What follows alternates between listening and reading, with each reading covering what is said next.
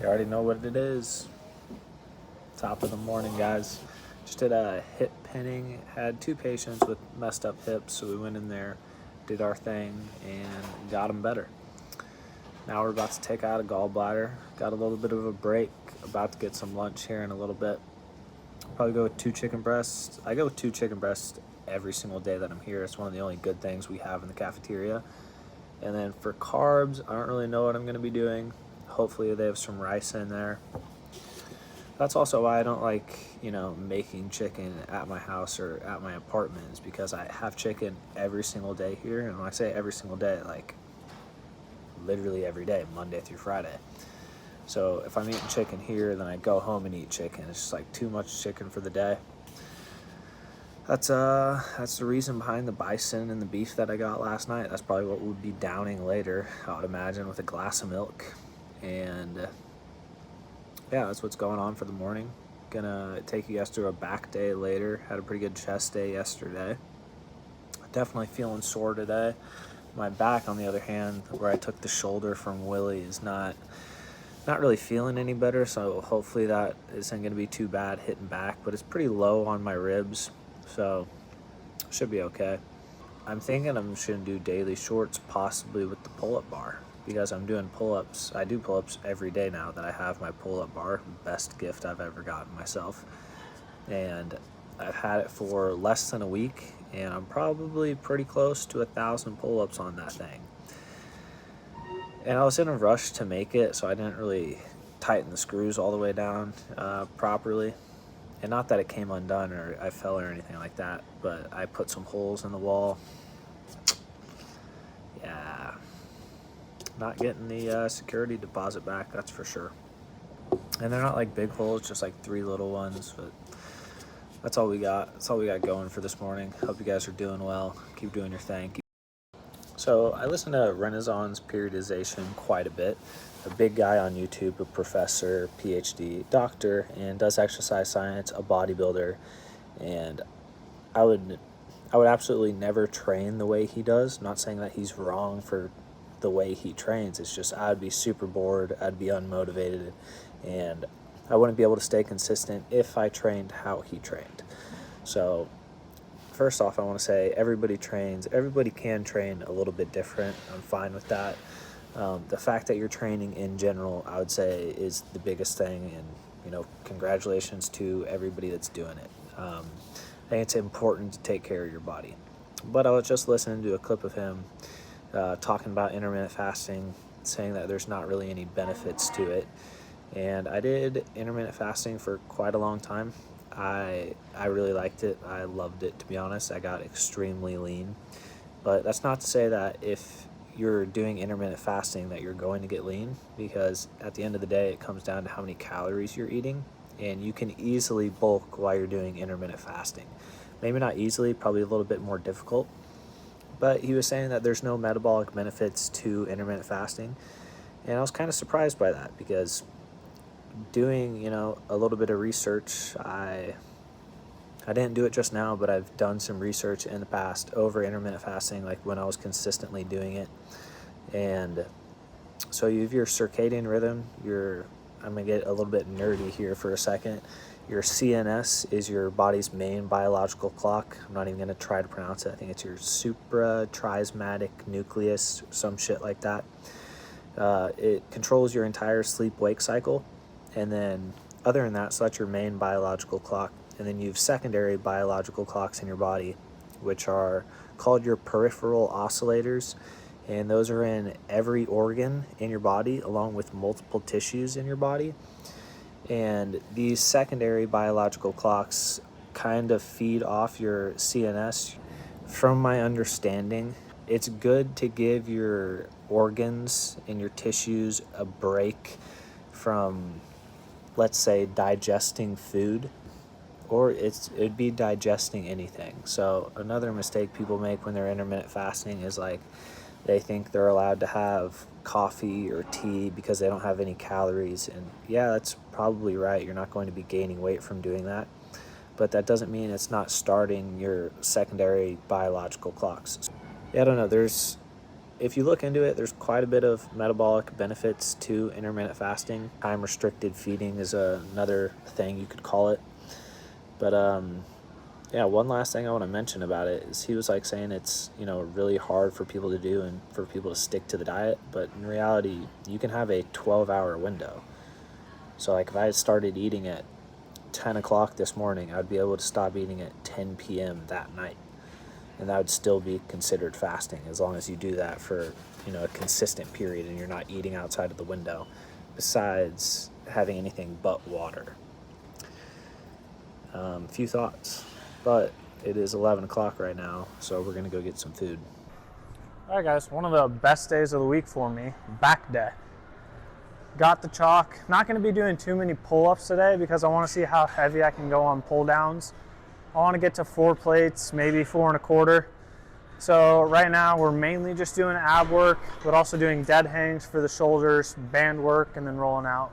Welcome to the second half of the day. Ooh. Ooh. I never used to work abs. I was pretty lazy about working abs when I was younger. So that's when I started just doing them every day so I could get some volume in. But after listening to the podcast, honestly, it might be better just to actually start working them like all other muscle groups, breaking them down, destroying them, letting them recover over a couple days. But I feel like an hour-long ab workout would be, I feel like that'd be too much. You don't need that much. Let's get to pulling.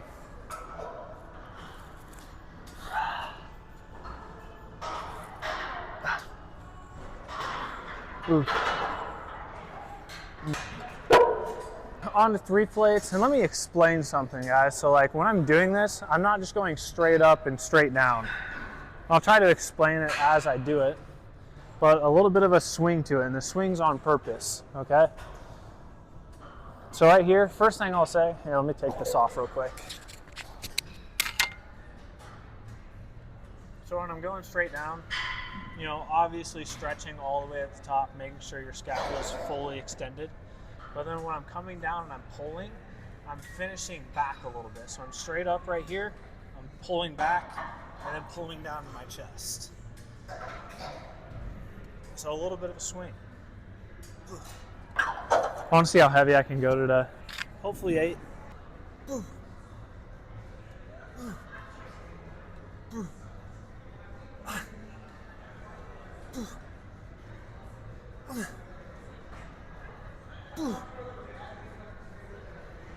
All right, set of 8 felt pretty good. I think we're gonna go to 4 1/4.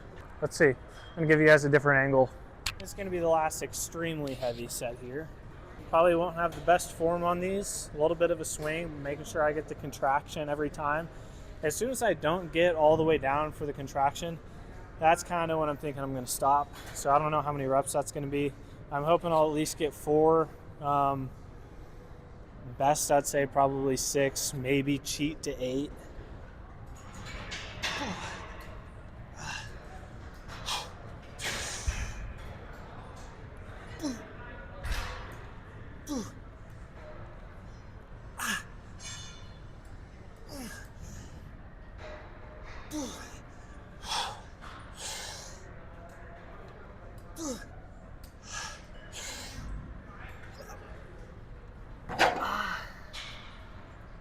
Alright, that's not a bad set. Not a bad set for me at all.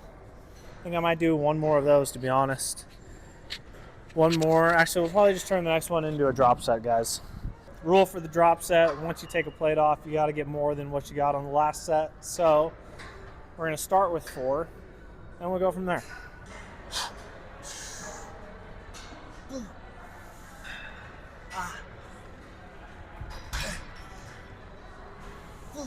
I can't believe how well 4 1/4 is moving for me.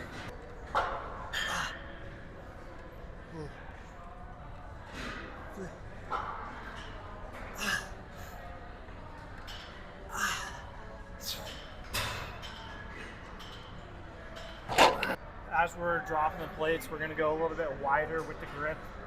Hey guys, I wanted to hop on here and emphasize that I'm pulling down from my elbows.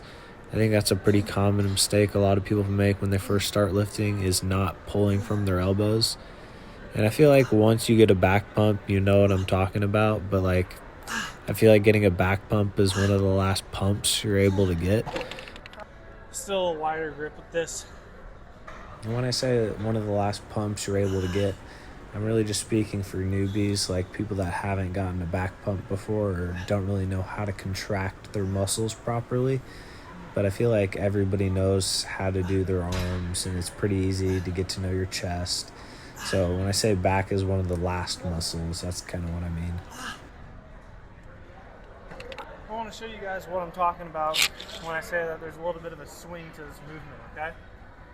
Okay, first off, whenever you're doing a back movement, always emphasize the stretch. Like, take an extra half second just to stretch completely. But other than that, like when I'm doing this, I swing back right here, get my scapula a little bit retracted, so straight up, retracted, and then pull. So that's how I'm finishing. That's how I'm doing the reps. That was a little close grip. That was regular for me. When I said I was going a little bit wider during those sets, right? Now this is going to be a little bit more straight up for me.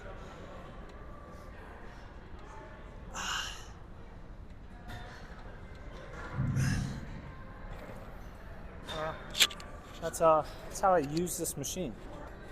I got a nasty pump going right now, so we're going to continue it with some rows. First set that we did here, a little bit of a feeler set. Only did 6 reps with 3 plates.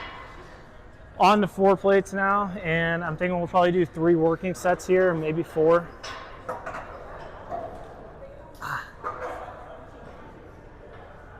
Ooh. Ooh. Ooh. Ooh. Ooh.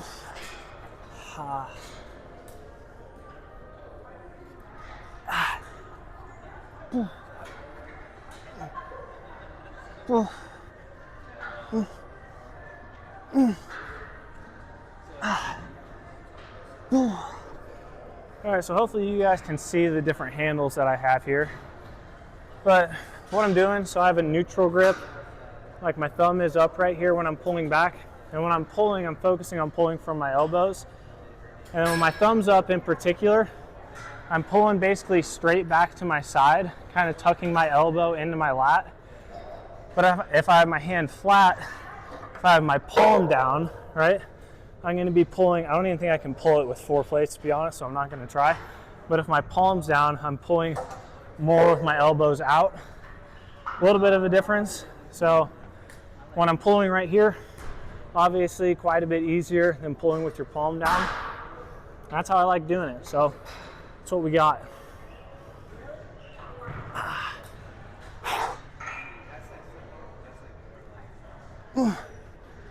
Ooh. And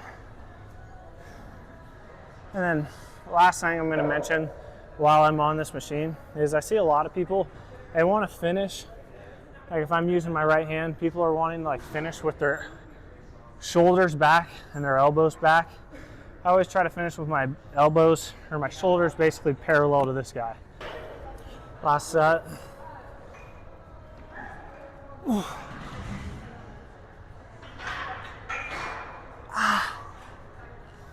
Ooh.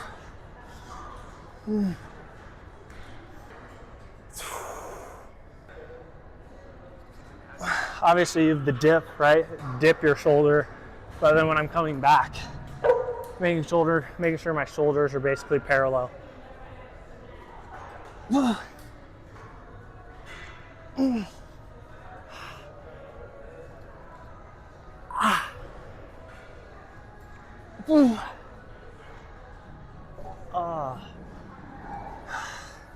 All right, realistically, I don't want to be doing pullovers with this, but this is what we got, okay? Maybe it ends up feeling amazing, you never know. But you can get a pretty gnarly stretch going from it. This will be fine, guys. I'm just out here complaining. You don't need to be complaining.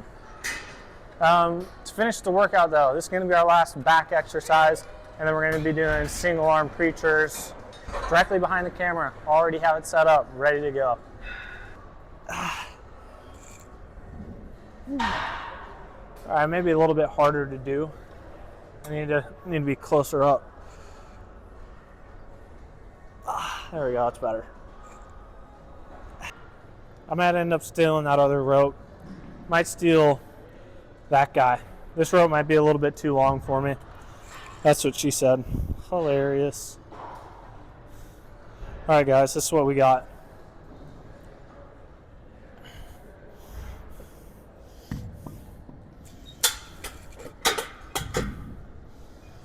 And I'm usually not doing bilateral movements with single arm movements, but this is my favorite, basically my favorite bicep workout, so this is what we got.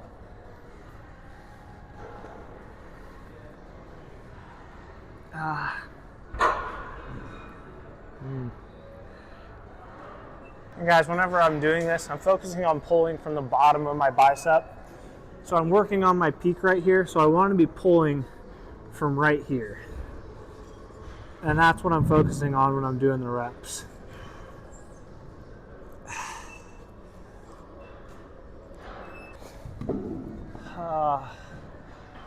Well, so much for using that rope.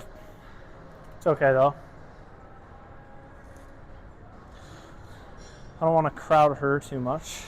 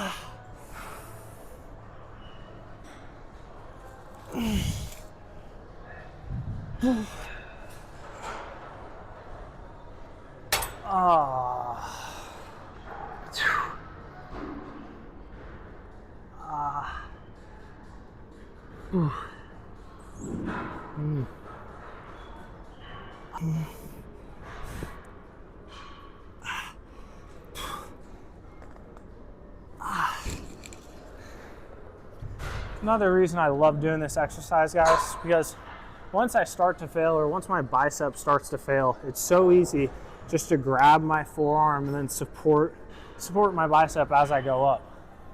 This is gonna be the last set for the pullovers.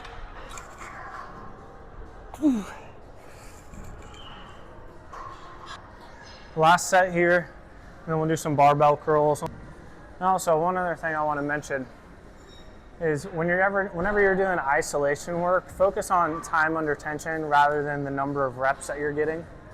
You know, the number of reps is important, but I feel like people want to rush through their reps just to get like X amount of reps done, when in reality, like, time under tension's pretty important.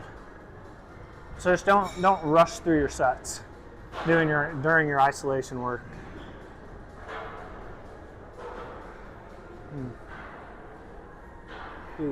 Oof.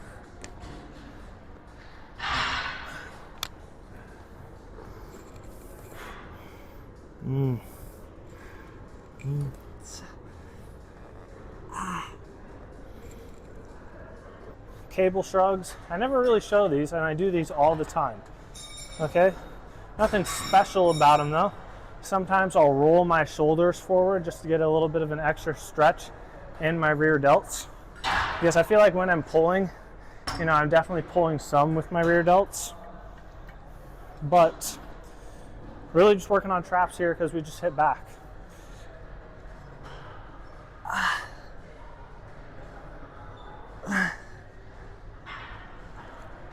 We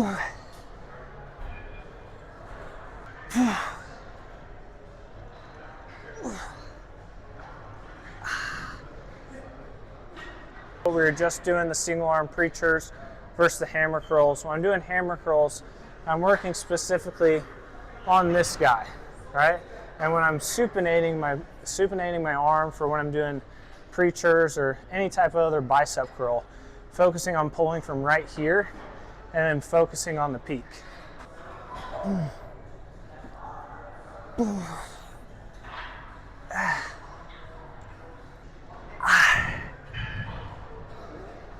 Alright guys, there's the workout. About to go steam room and sauna.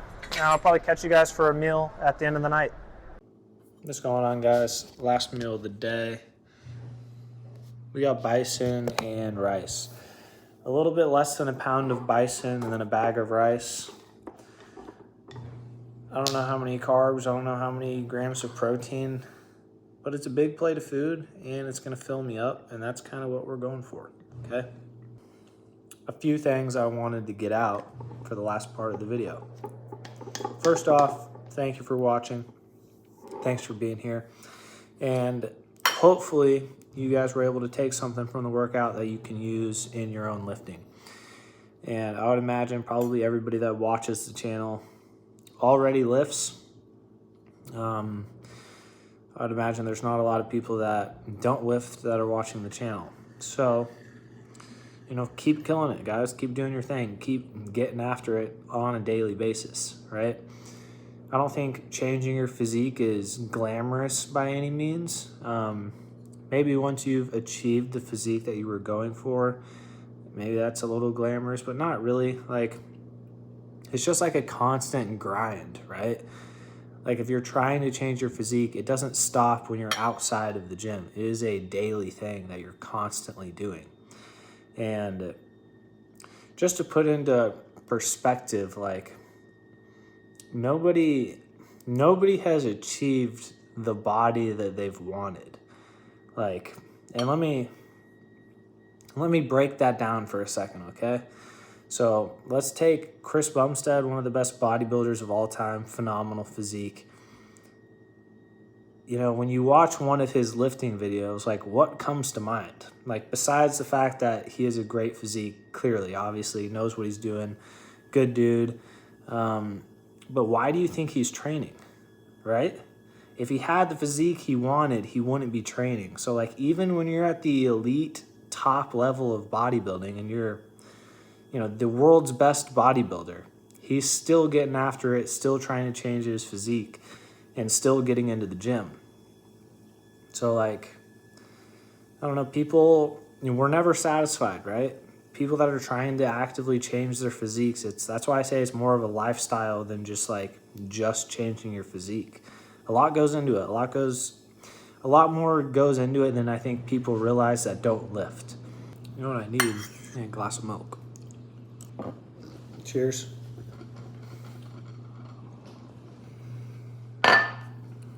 Last thing I want to add to the video, and one thing I want to get out, not really about lifting, kind of just about your mental state. And I haven't had a bad day, so don't take it as me thinking that I had a bad day, because I've had a pretty good day. Went to work, had a good day, went to the gym, just got back, eating a good meal. Thankful for the food in front of me. But whenever you're having a bad day, take it 1 hour at a time, and you don't even have to take it at an hour at a time. Take it down to a minute, take it down to a breath, right? Like as long as you have your physiological needs met, like let's say you're breathing air, you still have something to be thankful for, right?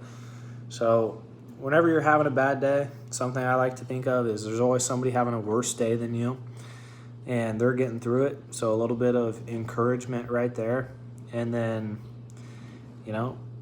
if you're feeling flustered, frustrated, angry, I like going to the gym. That's what I like doing when I'm upset or angry. Maybe that's why I'm typically in a good mood. I don't really know. But I do notice, like, if I don't go to the gym for a few days, I am more irritable and, like, more ticky almost. I don't even know if that's even a word. I just made it up. But, yeah, just take it one day at a time. Take it all the way down to a breath at a time, right? That's where I'll end it. Hope you guys had a good night. Hope you guys had a good Wednesday. Peace.